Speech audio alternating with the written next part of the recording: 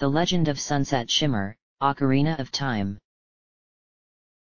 By Ganondorf 8. April 11, 2015. Chapter 60, To Have Control. Now that I had witnessed what became of Rainbow Dash, she had left me with one heck of a burden. Granted, I had saved Spitfire in the future from the control of those witches. Still, there was immense pressure, for now I must finish what she started. I was holding in my hand the ring which had been given to me by Rainbow Dash's loyal, but clueless subordinate, Derpy, and it was what I needed in order to gain access to the ultimate defense. To defeat those witches, and to break the curse on the temple, I need this treasure. Yet Rainbow Dash, Spitfire, and just about everyone else in the desert has not really told me how I have to use this ring. As I stared longingly at it, I tried to think of ways that I could use it to get what I need, but so far I wasn't able to come up with a good enough answer. I'm just stumped, I sighed. About what? Asked Spike. Rainbow Dash wants me to use this ring to get the treasure of the Spirit Temple, yet I wished she could have told me a little more about what to do with it. It is a very nice ring and no doubt extremely valuable given who it once belonged to, but I feel like I've only got part of the solution with the rest of it completely up in the air. I replied. I do agree that we need more information, but I suppose we were meant to figure it out on our own. Neighboru went to great lengths to secure that ring by stealing it from the temple, giving it to her subordinate, and who in turn gave it to you. I have no doubt it is what we need to defeat the surrogate mothers of Ganondorf, and they will do everything they can to destroy us," said Spike. "We need to know more about this ring," I said. "The Gerudo don't know much about it, so I'm not sure where we can go to do some research," said Spike. His choice of words suddenly gave me an idea, and I also have to thank Twilight and her love of research for adding to my inspiration. The Gerudo chose to forget about their past, and focusing on thievery as their means of survival, but I'm sure they kept some records because no tribe would truly want to sever ties with their ancestors. If I can get access to these records, it should provide some information about this ring. It doesn't matter if it's a lot, or very little of it, provided it just says the basics of what this ring is supposed to do. The question though is whether Spike would agree that we should pay one last visit to the Gerudo's fortress, as he may suggest that we go straight to the temple. "I have an idea," I began. "What did you have in mind?" asked Spike. "I know that we haven't had much luck in getting information about this ring, but if we were to get access to what records they did decide to keep at the fortress, we'll be able to find what we're looking for. It does mean we would have to stop at there briefly before making our way to the temple, but I wanted to run this by you first," I replied. "While we should make our way to the temple as soon as possible, I agree that we should read those archives. We know so very little about how this ring is supposed to allow you to claim the sacred treasure, and it would be for the best if you had an idea of what to do rather than attempt to solve it blind," said Spike. "I was hoping you'd agree," I smiled. "Of course, because we need as much help as we can get, because when we enter the temple in the future, things are going to become more difficult than before. The witches will be out to destroy you as they believe you to be a threat to Ganondorf, and Sunset Demon is still waiting for you to arrive, so knowing exactly how to use that ring will make certain transitions become easier," said Spike. "Plus, I do want to try that horseback archery in order to get that larger quiver," I said. "Having extra arrows is never a bad thing," said Spike. I should focus on getting the information from the archives first, and then focus my efforts on getting the quiver upgrade. It will also give Epona something fun to do, as surely she wishes that she could go with me everywhere on my journey, and that's when something else popped up in my mind. Spitfire will probably ask me how things went in the desert, and probably wonder how I was able to come back in one piece. How am I going to get around this without revealing too much? I then decided to tell Spike about this, and what he said to me in response was reassuring. Since Neburu made it back successfully, you can say the same thing, but don't let on that you are able to warp around the kingdom. If she asks anything about what became of the former second-in-command, you can't reveal what we witnessed here, because such knowledge was never discovered in the future. So what can I say? I asked. I'm not sure, but she can't learn that you have the ability to travel back and forth through time, replied Spike. Figured you would say that, I sighed. I then showed him the silver gauntlets which I acquired from the treasure chest. The same gauntlets that I was supposed to have given to Rainbow Dash, but because she had been abducted, they have now become mine. Just looking at them made me feel angry over how I couldn't do anything given the events of the past had to happen. Yes, while you have obtained those gauntlets, such a reward came with a terrible price. The fate of Neburu. You must take and use them so that you can access deeper areas of the Spirit Temple. You were destined to have them even though it meant breaking the promise you made to her, yet I am certain she will forgive you. I wonder if I can put them on right now, I said. You do look the same now as you do in the future, but the gauntlets won't fit you, said Spike. In truth, I should have gotten older upon first awakening in the chamber of the sages within the sacred realm, but my equestrian magic prevented me from aging. I know people who knew me in the past were shocked that I didn't age like they did. Yet you think that this wouldn't apply to weapons and the like? I moaned. People change, but items remain the same, said Spike. Well, I suppose all I can do with these gauntlets is just keep them until we return to the future, I said. Since I need to return to the future to break the curse on the temple and save Rainbow Dash, I have to play the Prelude of Light using the Ocarina of Time. I then took it out of the pouch I keep it in, and played it, which quickly warped me back to the Temple of Time.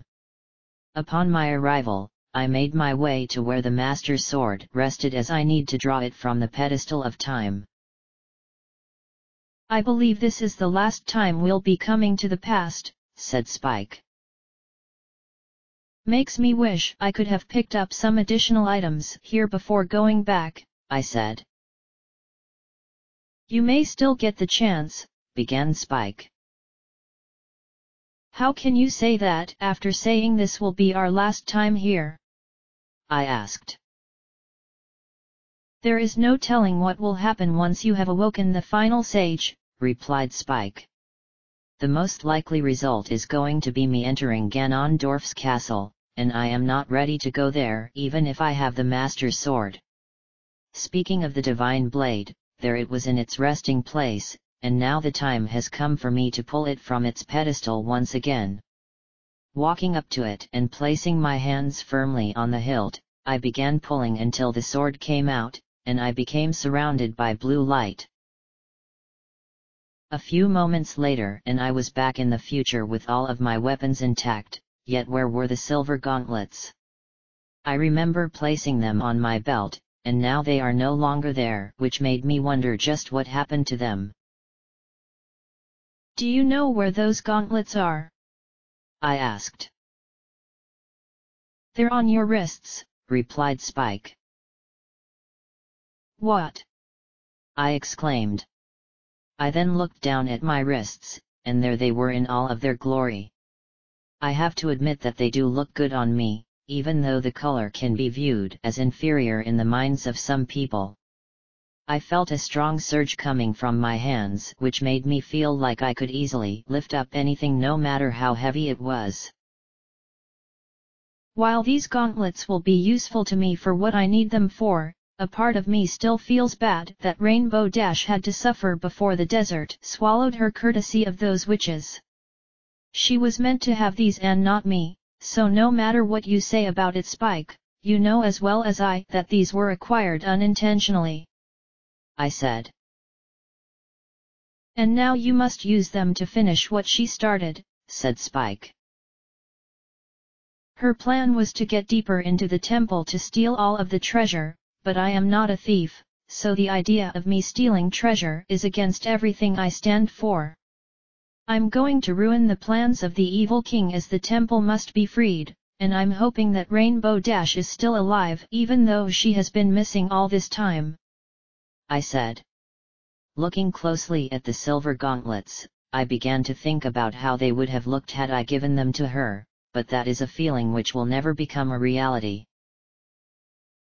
7 years have passed since she disappeared, yet she was abducted as a result of being a thorn in the side of Ganondorf. The witches spread rumors about her as a means of covering up her disappearance by saying that she didn't want to return to her home at the fortress, and instead preferred to remain in the desert. Because the Gerudo still had a lot of respect towards Rainbow Dash despite no longer being second in command, they chose to respect her decision and left it at that. Anyone who suspected something was amiss ended up perishing in the desert, or were captured by the witches who wanted no one snooping around the temple. We need to go to the Gerudo's fortress in order to look at their records, said Spike. Perhaps playing the Requiem of Spirit will help us get there quicker. I asked. It will send us to the Desert Colossus as that's where the Sage Altar is located, and it's impossible to return to the fortress from that end because of the haunted wasteland. Our only choice is to travel via horseback to the fortress and speak to Spitfire. Since she is in charge, we need to speak with her to get permission to look at their records, replied Spike. I am now an honorary member of the tribe, so that should give me access, I said. Hopefully, she decides to acknowledge this, otherwise we may have to sneak around again, said Spike. That's something I'd rather not have to deal with, as sneaking around was so nerve-wracking for me, as a small mistake would have meant being thrown back into that one tall tower of theirs. I then walked outside of the Temple of Time, and that's when something else came to my attention. You know, we've never seen what Ganondorf's castle looks like, I said. It may not be easy to look at given what used to be there before he took over, said Spike. But, we have to see eventually, as it is where we must go after the final sage has been awoken, I said. Going there right now is bound to make you lose control of your emotions, because you'll see what he has done, and not be able to go inside and deal with him. Without the power of the sages, we can't enter, so we need to avoid going there until the proper time. Besides, your next transformation needs to be of your own free will, and not the result of being filled with anger, said Spike. Has anyone ever described what his castle is like? I asked. Not that I can carry, seeing as people would prefer to stay away from there because of what it represents, replied Spike. I remember what Hyrule Castle looked like, as that is where we met Twilight, and the sheer beauty was just breathtaking. Compared to the other tribes with the exception of the Zoras, the castle was a perfect example of how the Hylians are dedicated to showcasing their taste for the finer things in life. Just thinking about how something so beautiful has been transformed into something from your deepest nightmares is too horrible to think about, I said. Ganondorf will pay for what he has done, said Spike. Hopefully soon, I added. I quickly made my way outside of the destroyed Hyrule Castle town before the Redeads attacked, because they were still prowling around in the market. Upon making it outside, I noticed that it was still night out in the field, and that meant I haven't slept for some time. Maybe I could get some rest at the fortress, and that shouldn't be too much of a problem given how I'm one of them now. Perhaps being a thief has its advantages after all. Taking out of the Ocarina of Time again, I needed some help in remembering how to play the song which can call Epona to my side, and luckily Spike was able to show me how it went thanks to him writing it down. Upon playing it, I heard the happy whinnying of my trusty steed as she galloped over to where I was standing. It's been a while since we last saw each other, hasn't it? Epona then neighed, which prompted me to do the same in response. I'll still never get used to seeing you do that, said Spike. It's merely because I happen to be a talking magical pony, from where I come from, that allows me to communicate with her, I said. I've been meaning to ask you a question, said Spike. What is it? I asked. Do you miss your home? As in, your real home? Asked Spike. Equestria? I haven't been back there ever since the day I chose to go into self-exile because I believed Princess Celestia was denying me the right to become an alicorn. That was probably over 10 years ago, and I doubt anyone even remembers me having existed given how long it's been. The thing is, if I were given the chance to go back to my birthplace, I am likely to be arrested by the Royal Guard because of what I did back then. I replied. What did you do? Asked Spike. I wanted to become an alicorn so badly that I just couldn't wait, so I decided to sneak into a forbidden section of the Canterlot Library which housed books on dark magic. I read one particular book, and when the Royal Guards and Celestia discovered what I was doing, I should have accepted my punishment instead of going into exile. Because of Twilight helping me to change my life around, I do have the desire to go back home to Equestria, but I'm not sure what is going to happen upon my return. I replied. All you can do, Sunset Shimmer, at this point is to accept whatever fate is awaiting you. No need to allow the fear of going back prevent you from doing so, and you can take this experience and apply it to your eventual confrontation with Ganondorf. His presence has struck fear into your heart because of what we've heard about him, yet the only one who can defeat him is you," said Spike. Hearing those words made me feel better, and he was right about how I was allowing both my fear of Equestria and the evil king get in the way of what needs to be done. Even Epona whinnied her support for me, so I responded to her in kind by whinnying my thanks to her for being by my side. I'll return to Equestria one day in the future because there is something I need to deal with which should close a chapter in my troubled history.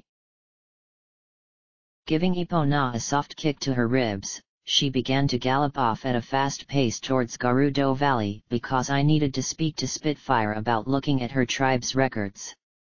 It didn't take long for us to make it there, and the bridge had since been repaired, which is due to having rescued the 4 carpenters at the time. "The bridge looks amazing," I commented. "Those carpenters really know how to do some good work if given the incentive," said Spike. "At least we don't have to jump across the gap now," I said. "Do you want to pay a visit to Muto and his company given how their tent is over there?" asked Spike. "No, we should focus on looking at those records because if I were to visit them right now, I'm bound to get stuck in a conversation with Sweetie Belle, or at the very least with Arya," I replied. Spike agreed, for we need the final sage to awaken, and neither of us had any idea who was going to assume the position. Upon entering the Gerudo's fortress, many of the thieves were surprised to see me, and when I reached the main entrance, Spitfire was waiting for me along with a small entourage. "Welcome back, Sunset Shimmer. I take it that you were unable to make it through the haunted wasteland?" asked Spitfire. "No, I made it successfully, yet I had to use personal means to come back here, I replied. So you crossed the accursed desert just like the exalted Neburu. I won't ask how you managed to come back here, as that is a private matter which we respect, but why have you returned?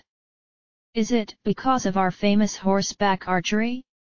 It's too late to challenge it now, as the one who runs it has long since gone to bed, said Spitfire.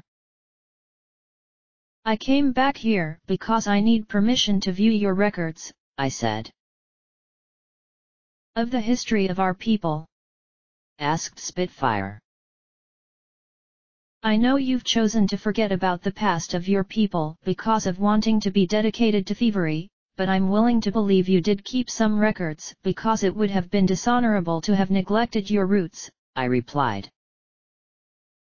It's true that we do have some records of our ancestors in our library, but why do you want access to them? Asked Spitfire. I need to know how this ring is supposed to allow me to get the ultimate defense, I replied. Let me think here for a second. Yes, there is a mention in our records regarding that ring, but I'm not sure where you'll be able to find the answer you seek. To answer your original question, you have my permission to look at our records.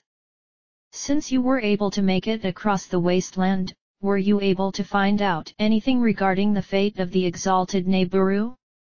Asked Spitfire. I was afraid she was going to ask this question, and Spike did warn me about it. How am I supposed to explain to her that I went back in time, and witnessed exactly what became of Rainbow Dash? I need to give her some kind of answer, otherwise she could take this the wrong way, and I'll be in a lot of trouble with the entire tribe. The pressure was now starting to get to me because of being trapped between a rock and a hard place, but then something struck within my mind. There was one thing I could mention that doesn't give away the truth as to what I really know. I reached the spirit temple, and judging from what I found, Neburu did go inside, but never came back out, I replied. This actually was true, as upon my first time entering, I did see what appeared to be scuffle marks near where Rainbow Dash was sitting when I saw her in the past. It never registered in my head until Spitfire happened to bring it up just now. Then she has fallen foul to the mothers of Ganondorf, said Spitfire. Most likely, I said. The Gerudo are aware of what the sorceresses have done, and agree that they need to be defeated. Sunset Shimmer, I believe that you can defeat the witches who dwell in the spirit temple, for I can tell that you've had experience dealing with such powerful odds. Now come with me, and I'll take you to our library where our records have been kept, said Spitfire. Normally, I'd be feeling depressed about having so much pressure, but in this case I'm not bothered by it because I want to defeat the witches. I was then led into the fortress by Spitfire, who kept silent until we came to a door which looked like it could do with some repairs, and she beckoned me to follow her into the room beyond. I found myself surrounded by walls upon walls of books where Twilight would love to come and see it for herself, given how much she adores books.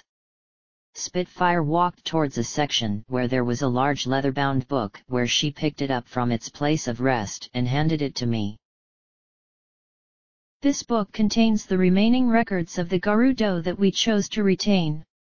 The answers you seek can be found within these pages, and upon finishing, please return it to where I got it from. I will leave you now to comb through our history, and I hope to see you in the morning. She then turned around and left the room, leaving me to look through the book containing their history. So somewhere in this book are the answers we need, I said. It may take some time to find it, said Spike. Even if it isn't all that much information, anything is better than nothing, I said. Do you still plan on trying horseback archery, or should we leave that until after the spirit temple? Asked Spike. I want to try it and hopefully win that larger quiver, but because the one in charge is sleeping, I won't be able to do anything about it until tomorrow morning. I'm sure we can sleep here for the night, as I doubt anyone will tell us otherwise. Rainbow Dash went to all that trouble to make sure that it would reach me, and I can't let her down despite what happened to her in the end, I replied. Combing through the pages, there was a lot of information, yet none of it was going to help me figure out the use for this ring. Eventually, I had looked at every last portion of the book, and nothing came up as a result. This made me feel extremely frustrated because this had been a waste of time, but then something caught my attention. There was a page near the middle which looked like someone had glued it together, so I carefully got it unstuck as I don't want to rip this apart, thus ruining it, and the first thing I saw was an image of the ring. Gasp! This is it. This is what we're looking for. What did you find? Asked Spike. It says here that the ring is needed to open up a special door in the spirit temple, and it will only open when used in connection with the power of sunlight. The way to the ultimate defense shall become accessible from there, I replied. We should have known that the sun would be needed, said Spike. There isn't much else we need to know, so I'll put this book back where Spitfire got it, and we can get some sleep, I said. After putting it back on the shelf, I decided the best place I could rest was the chair I had been sitting on. It may not be the best way to sleep, but I wasn't about to close my eyes while laying down on a cold, hard floor. As I slowly closed my eyes, I was imagining Twilight in my mind, as she had done this sort of thing before when she visited the human world, so it felt nice that I was following her example. Luckily, nothing happened during the night, so when the morning came along, I made my way outside where Epona and Spitfire were waiting for me. Good morning, Sunset Shimmer. You decided to spend your night sleeping inside of our library? I could have given you a more comfortable place to sleep given that the chairs in that room don't make for very good beds, said Spitfire. I was compelled to sleep there, I said. As long as you got some rest, then you'll be fine with what lies ahead of you. Our horseback archery course is up the pathway over there, which runs by the left side of the fortress, but don't feel daunted by how big it really is. Since you happen to have your own horse, the woman in charge will get you sorted out immediately. She does have an actual horse there, but she prefers it when challengers bring their own. Tell her I suggested you to try our challenge, and she will give you a special course in return. You can't afford to spend too much time back there, as the evil that plagues the desert still hangs above us despite things looking peaceful, said Spitfire. I can probably afford at least 15 minutes, I said. It takes about 2 minutes to make it through the challenge, so you should have more than enough time. I would come and watch, but I must go inside and prepare our defenses in case we get attacked from the haunted wasteland. Those two witches could easily launch something to destroy us because of what you've done for the fortress, so I must get everyone ready. If you do happen to come by here again after you've finished with your business out in the desert Colossus, I would like to hear of your exploits, said Spitfire. Then this is goodbye again, I said. Until the next time, said Spitfire, and with that she turned around and walked inside. I knew what I had to do, so I climbed onto my faithful steed, and she instantly galloped off towards the horseback archery course, for she knew that was where I wanted to go. It didn't take long for us to get there, and Spitfire wasn't kidding when she said it could be daunting, for it was the same size as the fortress itself. A lone Gerudo woman was standing under some kind of shade with a horse located next to her, and turned her attention towards me when I came up. It turned out that this was none other than the best friend of Diamond Tiara, Silver Spoon. I wonder why I never saw her in this world until now. Hey newcomer! This is our horseback archery field, where we've been training really hard until we finally obtained the skill to hit the bullseye while riding like the wind. It's a rather dangerous sport, mind you, but a lot of fun once you've gotten the hang of it. Say, you have a mighty fine horse there. I don't know where you stole it from, yet I can see the fire burning in its eyes," said Silver Spoon. "Spitfire suggested for me to come here," I said. "Is that so? Well then, I must offer you our special course, as I'm aware you need to deal with the problem in the desert. Okay, here is what you need to do in order to complete this challenge. Your horse is going to gallop across this area, around the target in the far-off distance, and back this way where it will stop just shortly after this other target. While it's galloping along at a steady pace, you'll be shooting the jars and targets which have been placed around the course. I'm going to give you 20 arrows, so you don't need to use your own arrows, and you must score 1,800 points before your horse gets back here. Normally, you would need to get 1,000 and 1,500 points respectively to win the prizes here, but because you're in a real hurry, I'll give you both prizes at the same time if you can get 1,800 points," said Silver Spoon. "Sounds difficult," I said. "Perhaps, but I'm sure you can do it. Oh, and this isn't a free game even if Madam Spitfire suggested it to you, so I'm afraid you need to pay me 15 rupees if you wish to challenge this course," said Silver Spoon. Since I wanted to earn that larger quiver because I could do with more arrows, I paid the money she wanted, and soon I found myself ready to get started. "Your challenge begins the moment you have your horse start galloping, and ends when you make it back here, or run out of arrows." I then gave Epona a soft kick to the ribs, and she began to gallop along, which was just like normal, but then shooting targets while riding was very difficult. As we made our way along the course, I tried as hard as I could to shatter the jars and hit the targets, yet many of my shots were wasted, and what I did hit in the end didn't amount to all that much. I even almost fell off a couple of times because of finding it hard to keep my balance. By the time I made it back to the beginning, Silver Spoon wasn't impressed with my display. "You looked as though you've never ridden a horse before in your entire life, yet somehow you managed to get a score of 400 points. I don't know what to say about such a pathetic score like that, but deep down you feel ashamed of it, and the desire to do even better burns in your heart." "I want another try," I said. 15 rupees please," said Silver Spoon. "Fair enough," I said. I then went through the obstacle course again, and Epona could tell that I was struggling, so she whinnied to me that I shouldn't give up and not allow my insecurities to get in the way of what I want. I whinnied back to her in response, agreeing to what she said, and that gave me some much-needed confidence to do a lot better than a measly 400 points.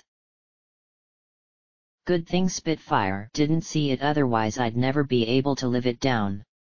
My second attempt did yield better results as I hit more targets than the previous try, yet Silver Spoon looked just as unimpressed as before when I got back to her location.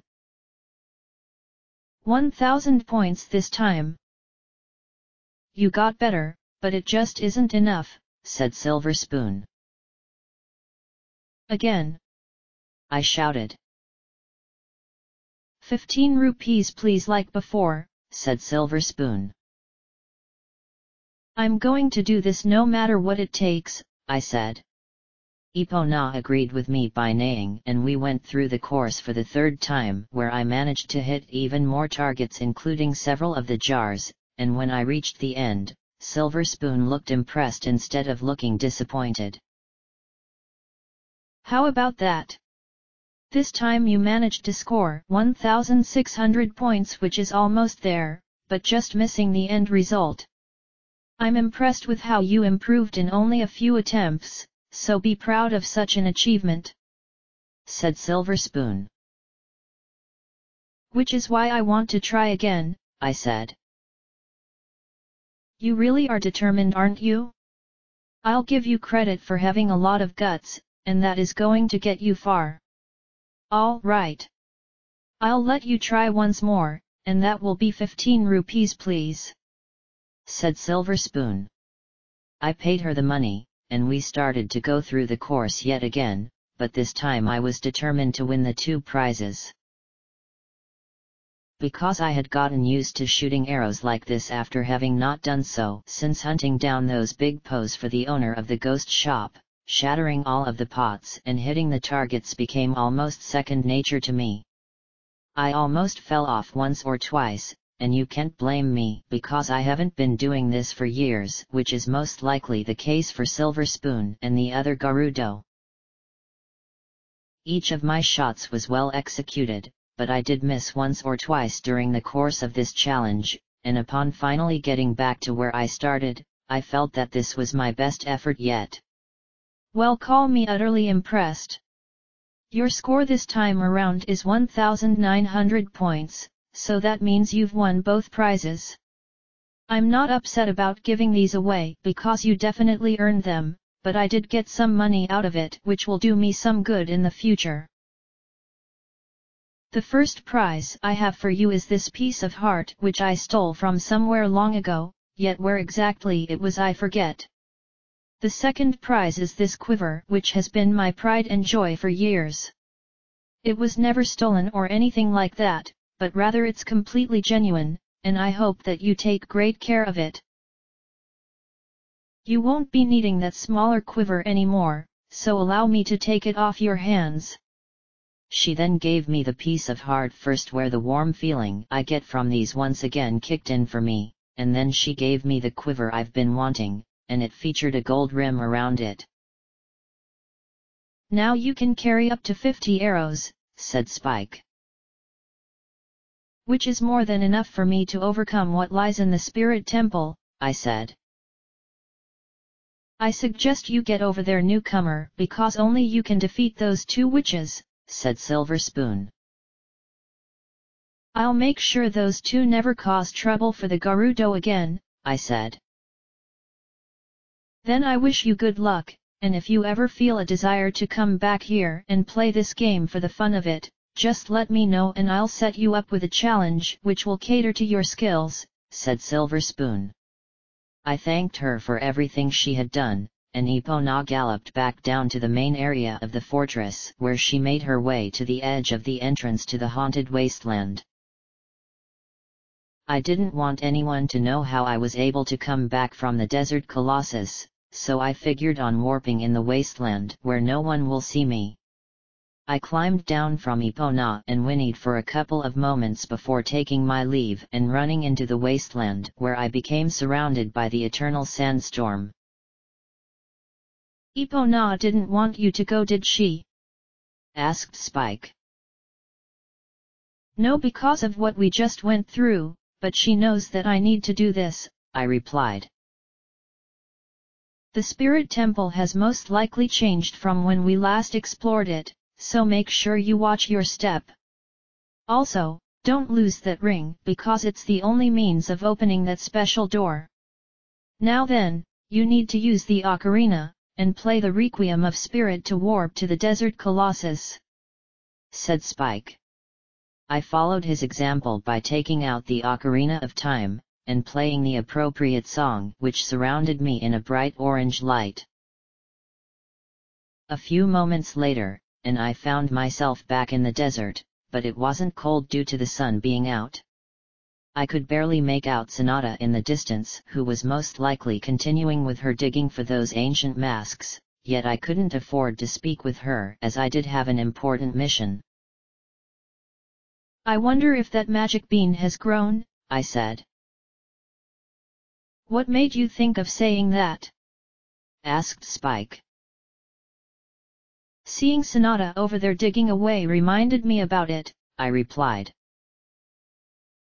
I'm sure that it has grown by now given how it has been 7 years since you planted it, said Spike. Walking carefully across the sand, making certain not to be spotted by Sonata, I made my way over to the entrance of the temple, and to the left was the magic bean having now fully grown. Curious as to where it will take me, I stepped on it, and found myself being taken on an impressive sky trip across the desert until it suddenly went upwards when I approached the mysterious stones in front of the temple. That's when I noticed a piece of heart on top which prompted me to jump off the bean, and I landed on the stone with a thud which did cause some slight damage due to falling a little too far.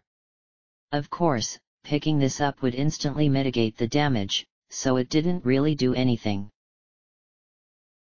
Now I need to avoid running into Sonata at least until we're done inside, I said. All you can do is jump down, and make a run for it, said Spike. Guess so, I said. The sand should cushion your fall, but then the hover boots should alleviate some of the damage. Remember to switch back to your regular boots when we go inside, as I don't think you want to slide all over the place, said Spike. I had forgotten that I was wearing those because I was wearing my normal boots in the past, so I'll need to make the change before I go and push that giant block. Looking around to make sure Sonata wouldn't see me, she had since moved on and was exploring near the oasis at the far northwest corner of the desert. I grabbed the piece of heart which made me experience that warm feeling again, and from there I jumped down after floating along slightly, where I landed with a deep thud. Once I regained my composure, I ran towards the temple entrance and entered it, but I was unaware that the two witches once again were watching me like they had done years ago. Look who has finally returned to our temple after so many years, Kotaket, said Trixie. It's the forest girl Coom, said Chrysalis. Strange how only just recently did we learn she came here long ago, and we believed her to have gotten lost in the desert where she stumbled onto this place. Before coming to that revelation, we never knew that she paid our temple a visit during the time where Neighboru was exiled because of her treachery, said Trixie. Why we figured it out doesn't mean a thing, for now we must deal with this child, because if we fail, the great Ganondorf is going to punish us in the same manner that he does to all those who have failed him. It's a good thing that we spent some time studying this forest girl closely, for we have the means to finally do away with her before she undoes all of the hard work we have created since the day our son first began delving into the dark arts, said Chrysalis. The girl was able to claim the silver power 7 years ago, for she now wears the gauntlets upon her wrists. But, we can prevent her from claiming the ultimate defense. We should have known back then that Neighboru wanted someone to get their hands it, so she stole that ring from the great Ganondorf's treasure hoard, and it somehow managed to make its way into the hands of this child, said Trixie. It shows how we completely misread the situation from the very beginning, but we have a chance to fix this oversight. The forest girl must not be allowed to awaken the final sage, so we must ensure she suffers a most glorious death. As long as the power inside of her remains intact, her life need not be significant, and the great Ganondorf can easily acquire what he seeks, said Chrysalis. Back in the past, we were too easy on the girl, for the only threat that almost ended her existence was the Guardian, said Trixie. And while we do have another one that is currently protecting the sacred treasure of the Gerudo, it is not going to stop her. She once wielded weak weapons along with a weak sword, but now she has much stronger weapons. Also, she wields the Master Sword, which is a blade we must not take lightly because of how effective it is against those who are evil. Our other guardian is most likely to fall in defeat without her suffering too much, so perhaps our special guardian may prove to be what we need to put an end to her interference. Granted, we haven't used it all that much aside from in the haunted wasteland, but we must use every last resource we have or else she will succeed in awakening the sage," said Chrysalis. "It took us a long time to carefully craft our special guardian," said Trixie. "I know, and to lose it would be a disaster," said Chrysalis. "Then the girl must die, or else we will have no choice but to use our special guardian. Of course, Kotake, we must take the other problem we have into consideration," said Trixie. "Yes, for we cannot ignore this creature Coom, as she could become just as bad," said Chrysalis. "The she-demon has proven to be a stubborn wretch that refuses to die, but the great Ganondorf has allowed her to continue existing so long as she is able to kill the girl. Personally, we shouldn't put our faith into this horrid creature, for if she acquires her desire to assume the life of the girl, who knows what she may try to afterwards. For all we know, she may attempt to kill the great Ganondorf and acquire his power and eventually conquer Hyrule on her own. I have no doubt she is one who seeks power above all else, and would gladly kill any and all people in order to get it. That is why we must make sure that she can be kept under control, or perhaps we should use our magic to brainwash her just like we have done to everyone else who proved problematic," said Trixie. "Remember that the she-demon is immune to a lot of different kinds of magic because of not being from this world," said Chrysalis. "Which has proven to be a real annoyance, and it also means the girl has the same immunities," said Trixie. "Most perplexing indeed," said Chrysalis.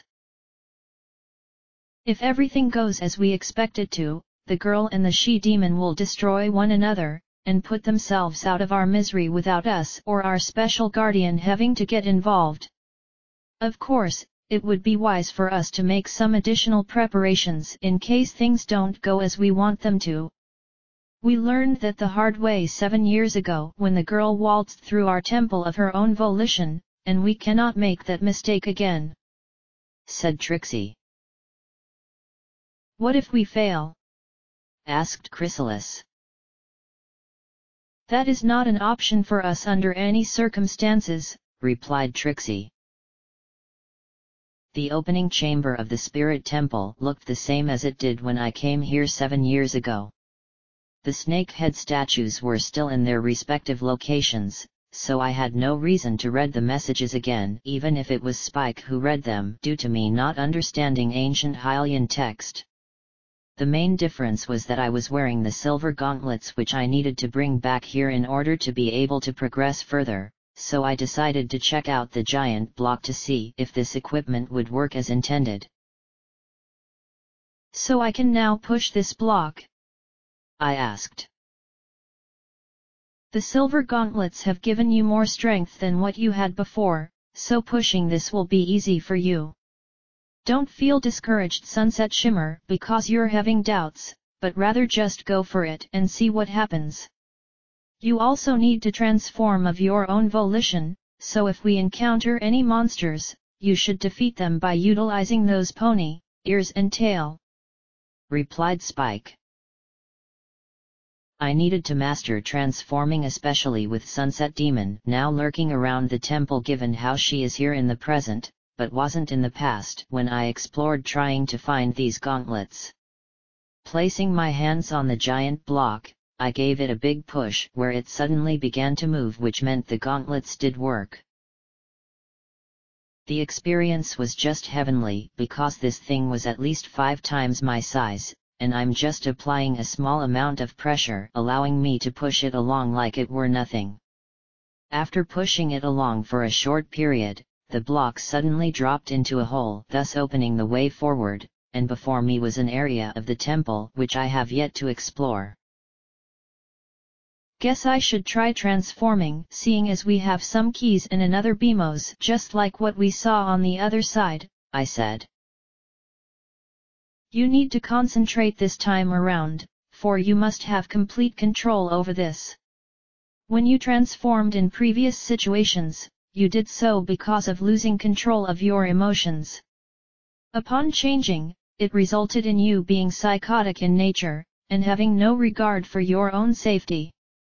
While it managed to work out against Ganondorf, the subsequent transformations showed how the experience completely changed you," said Spike. "Because I couldn't control myself, I was afraid to transform," I said. "Deep down, you wanted to use this power because you were able to back where you come from," said Spike. "In the human world, I was granted the ability to transform because I had proven myself worthy to access my equestrian magic. It took me a long time to overcome what had been holding me back, and what I felt truly made me feel like I was really alive. My friends were able to get pony, ears and a tail because they appreciated the power of friendship. Something which took me years to finally understand it. When my time came along, I knew there and then that I was finally able to break free of the shackles representing my past. The transformation I achieved was the result of a good feeling deep inside, and wanting to prove that no one would ever be able to break me down no matter how hard they tried," I said. "And in Hyrule?" asked Spike. "My transformation in this world became warped. Corrupted, if you will, which is why I end up losing control.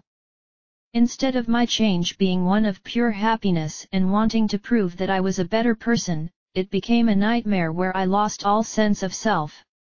I quickly figured out that even though my memories transitioned perfectly from the human world into Hyrule, my magic and transformation didn't and ended up becoming completely different," I replied. "Which is why you need to change just like you did back where you come from," said Spike. The way he said that made me think that he assumes that it will be easy for me, but it isn't quite as easy as he is making it out to be. I could only achieve it through playing a musical instrument, or singing a song, but both of those factors aren't possible. So, I need to achieve it through sheer concentration, and the will to change without losing control of my emotions. I need to have a clear head, and not allow my mind to become affected with so much pain and despair. I've had more than my fair share of that, and I don't need any more of it bogging me down. The monsters in this part of the entrance chamber had been ignoring me so far, and that was fine with me as I didn't want them to become a distraction. I then closed my eyes and began concentrating on transforming without allowing my emotions to get in the way. It proved to be difficult for me straight away as the atrocities caused by Ganondorf were too much for me to bear, and eventually it caused me to open my eyes with sweat dripping down my forehead. "I just can't clear these images of destruction out of my head," I said. "Which is the source of your emotional breakdown," said Spike. "Then what can I do?" I asked. "Even though you've witnessed so much heartbreak as a result of what happened to Hyrule, you have single-handedly changed things back to the way they were. You should use that as an inspiration, which in turn will allow you to transform. Focus on the good you've done, and not on the bad which you've been fixing ever since returning from the sacred realm," replied Spike. That was a good way of looking at it, because what Ganondorf did has been reversed by my hard work, even though at times I wished it could have been handled by someone else. If I focus on the good and not lose sight of it, I'll be able to transform without succumbing to my emotions. I closed my eyes again and began to concentrate, making sure not to allow the pain and suffering to get in the way again. Within my mind, I could see the people smiling at me, and saying that because of my actions, they have become happy once again after living in such misery when the evil king acquired his power. This is exactly what I needed, and as I maintained this image, I allowed it to make me feel stronger and better about myself. And then it happened. My pony, ears and tail appeared of my own volition instead of from me losing it. Of course, my transformation also meant an increase in power. I did it, Spike! I exclaimed. Yet why do you look like you're holding back? Asked Spike. Remember what happened when I took on Ganondorf, Phantom Ganon, and Sunset Demon like this? I gained a massive increase in power, and because I lost control of my emotions before changing, I never paid any attention to what I possessed. Now that I've changed of my own free will, I understand just how strong I became, and just standing upright is a challenge in and of itself. I replied. Guess you need to get used to it with your mind in control, said Spike. My transformation only lasted until I finished playing a song in Slash or music, and in Hyrule it lasts until I finish a battle. I suspect that it can only be maintained for a few minutes, so I shouldn't rely on it to get me through the rest of the challenges that are ahead. You know, it makes me wish that I had been more brave about transforming, as lot of situations could have been so much easier. I said. At least you can use it now, so why not see just what this change can really do, suggested Spike. As I recall from my previous experiences, transforming does make me stronger in both strength and magic, but I never really noticed as I was allowing my emotions to control the situation. These keys normally are immune to fire as they become fire keys, so I figured that blasting them with my fire magic would do as a means of experimenting with what I now can use freely. I held my arms out in front of me, and used a basic fire spell, but what I ended up getting was a massive burst of flame which instantly wiped out the keys even when they were becoming their fiery forms. The Beamos on the other hand was able to withstand this assault, yet its metallic body had been charred to the point where it looked like it had been roasting inside of an oven. Did I just do that? I asked. That's what your power is like when you transform, replied Spike. So this is how I dealt with those previous situations, yet I wasn't really myself. What I just did was a basic spell, and if it did all of that without any difficulty, my stronger magic is going to be even more immense in scope. Dare I say it, but using more powerful magic does have the potential to obliterate much more than mere monsters, if you know what I mean. I said. You could very well destroy the entire kingdom, said Spike.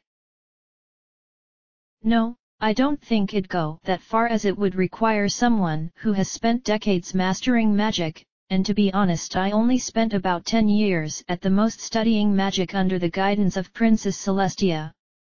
Had I chosen to stick with my studies, and then found my way here, then I would have the power to destroy Hyrule. I said.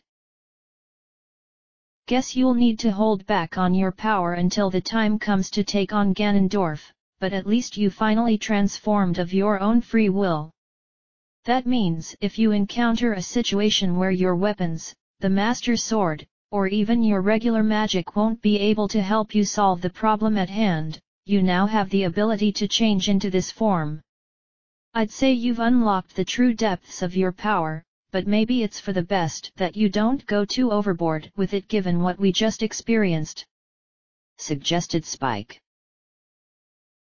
I couldn't agree with him more, as what I had just used against those monsters was weak as far as magic goes, and I would prefer not to rely on my transformation, yet deep down I knew it was going to be needed soon enough, for Sunset Demon was waiting for me. That's when I remembered that there was still a Beamos in the area, and it continued to function like before despite being roasted in flames. I took out my bomb bag, which was followed by me taking out a bomb, and tossing it at the mechanical monster where it exploded. The portcullises with iron bars covering them were still locked in addition to the one with a lock on it, so perhaps something else was needed. I would have thought defeating all of the monsters was going to work, I said. There must be another factor we're missing, so look around and see what it can be, suggested Spike. I started to look in all directions hoping for something to turn up, and when I looked up at the ceiling, I could see an upside-down crystal switch which must be what can unlock 2 of the 3 portcullises. I suspected right away that I would need to use the long shot, or perhaps the fairy bow, but I need all the arrows I can get for later, so the former option was going to be my means of opening the way forward. Spike was wondering what I was looking at, and I showed him the switch located in the ceiling. He was surprised at how inconspicuous it really was. Guess those witches weren't trying their best to hide this switch, or maybe they want you to keep on going. What do you suppose they have waiting for me? I asked. I'm not sure, but be prepared for anything to come at you, replied Spike. Good thing I've got all of these weapons in addition to my magic and transformation, so I think I'm prepared for anything they may decide to use, I said. As I took out the long shot, my pony, ears and tail disappeared, which meant that I had run of time, yet I'll be using it again later, but right now I'm going to rely on the traditional means of getting through this temple. Aiming up at the crystal switch and firing the chain, it activated, which in turn unlocked 2 of the 3 portcullises. Looks like we need to choose which direction we want to go, just like before when we were traveling around with Rainbow Dash. What does the dungeon map show? Asked Spike. I had completely forgotten that we picked that up in the past, I replied.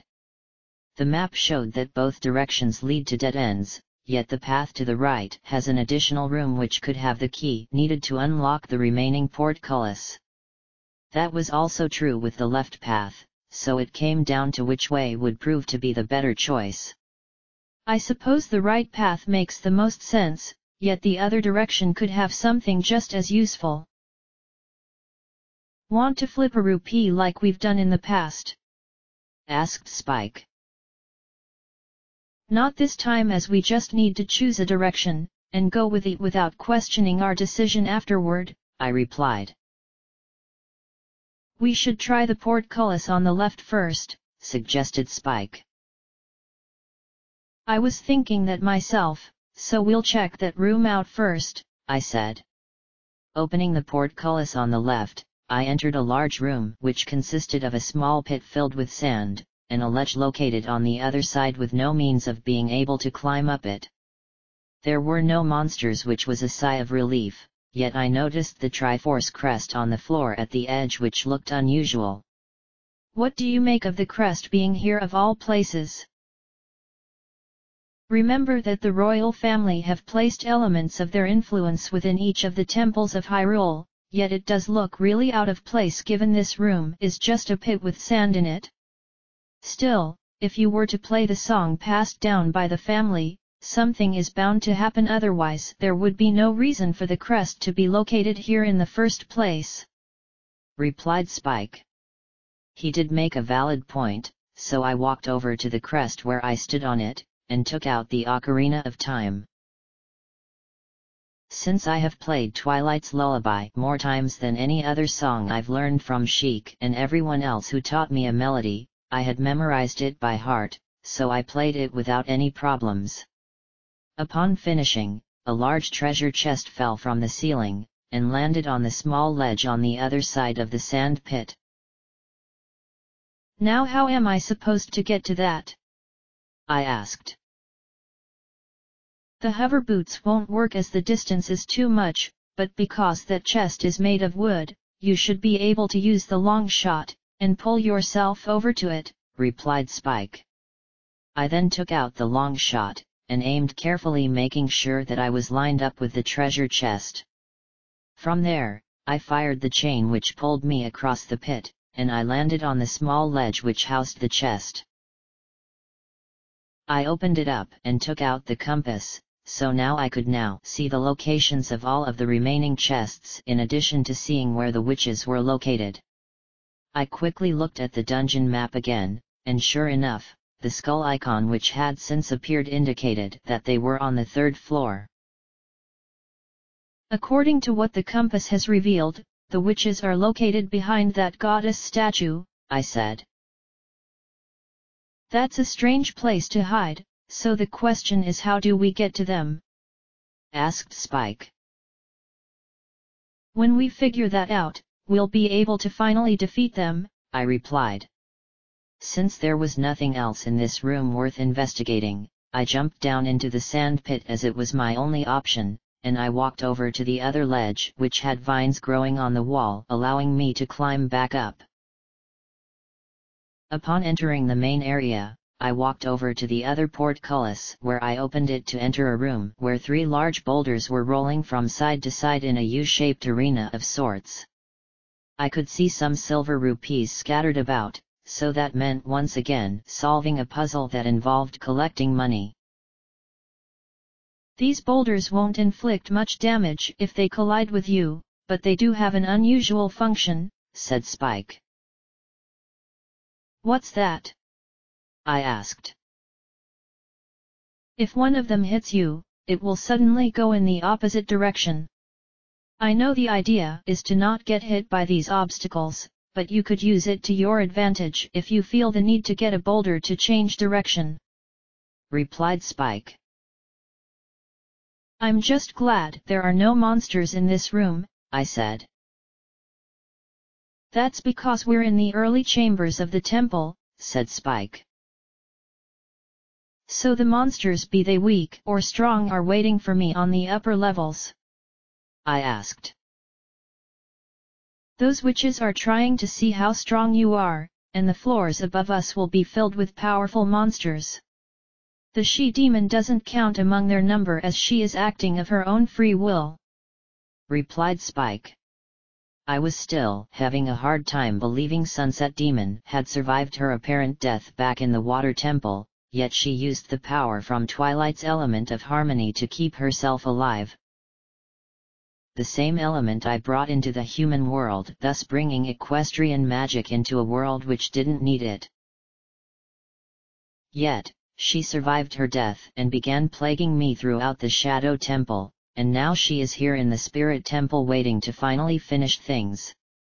I really wish we didn't have to fight, because she can exist as her own person, yet she desired to assume control of my life, and make me betray everyone I've become friends with in exchange for conquering Equestria. It was an encounter which I need to win no matter what, as the fate of my very existence is hanging in the balance, and she needed to be destroyed so that I can finally move on from my past.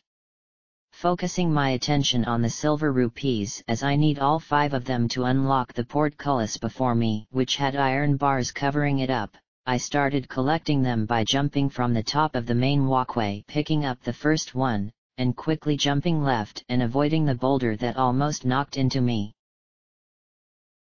That was too close, I said. Like I said, you can let them collide with you, and have them go in the other direction, but you need all the health you can get, especially with what is waiting for you further along, replied Spike. I had no intention of allowing those boulders to run me over, so I continued gathering up the silver rupees, where many were hidden within small cubby holes, which made me wonder if the witches were running out of ideas.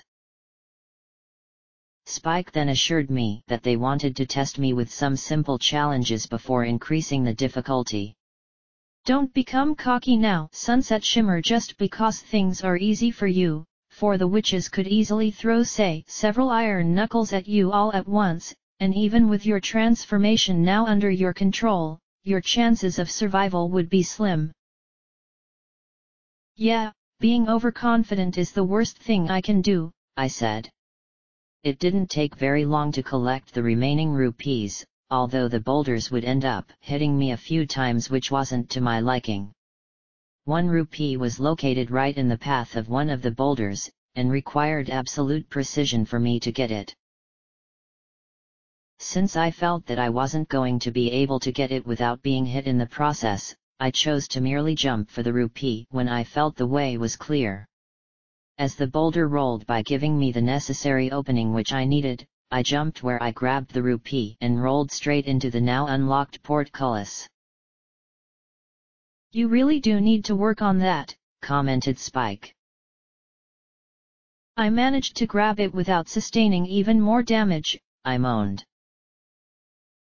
Still, Those boulders did collide with you a few times, which was to be expected, said Spike. How do you figure that? I asked. Because not once have you ever collected those silver rupees without something going wrong, replied Spike. I couldn't help but laugh at that, because what he said was essentially true, as I've always encountered a problem when it came to these kinds of challenges. It felt good to laugh at these kinds of things, because it was funny to be reminded of the numerous blunders that I've made throughout this journey, and it was even funnier knowing that I wasn't killed in the process. Opening the portcullis led me into a really small room which housed a treasure chest of a similar size, and I knew the small key was inside waiting for me to get it. I then walked over and kicked it open, where I took out the key, yet I felt something was lurking in this room. I feel like a monster is here, I said. That would make for a deadly trap given how you just got that key, said Spike. Maybe we should get out of here before something goes wrong, I suggested. The problem here was that I should have taken the key and stepped back from the chest rather than just stand there, for a monster fell down from the ceiling and landed on top of me. While such a situation like this would have been easy for me to take care of, I hadn't counted on a like. I always feared what it would feel like being swallowed by this monster, and now I was experiencing it firsthand. To be continued. Chapter 61, Shadow of the Spirit.